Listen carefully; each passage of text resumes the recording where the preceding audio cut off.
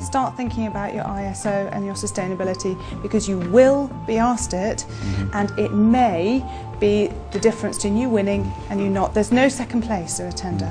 You win or you don't. So it's really, really important. Right.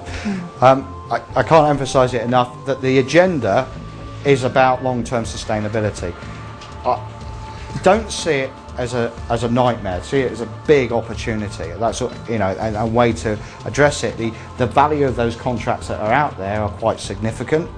The value to your business of actually bringing in sustainability and environmental efficiency, and take note, I haven't used the word green, because green is a colour, okay? Your efficiency makes you successful. That's why you're here. You want to improve your efficiency on tendering processes, okay? Those on the back of the 10-minute guide is a sort of sample policy.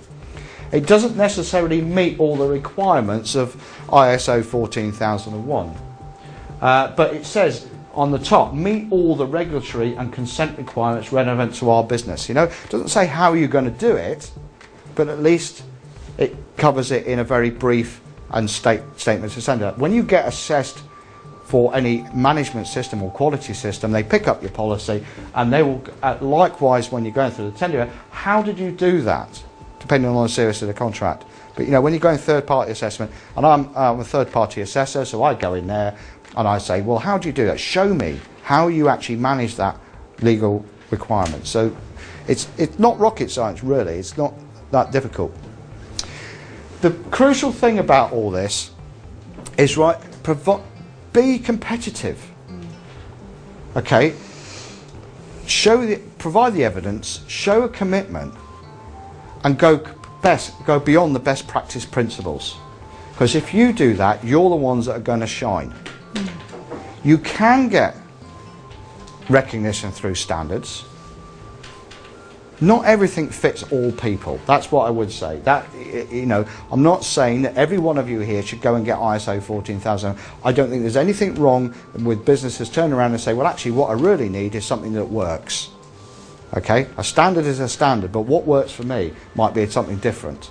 I know businesses that are successful who look at the standards and the requirements and go, well, actually, if I apply the principles, that's good enough for me, thank you very much. Other times, the agenda seems to be that you have to have a standard, but don't be a slave to it. That's the crucial thing. Make it live. In your own business, when you do something good, and the British business is not that brilliant at this, they don't brag about how brilliant they are.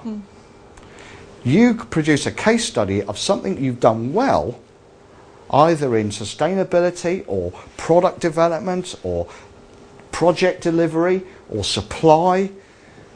Write a little one-pager up it and put that in with your tender application, and they go, wow. Get it on your website, make sure you shine. And strangely enough, environment seems to stand out as long as you can show it was real and live. Okay. Within your business, measure and manage. That will complement those case studies. Okay. If you're going to measure CO2, measure it, like your transport and things like that, and show that you set a target to reduce it by 10% in year one, and show how you did it, and write a little case study about it. It doesn't matter, it doesn't have to be that difficult. You should be able to turn it around in a couple of hours if you set a nice format for it.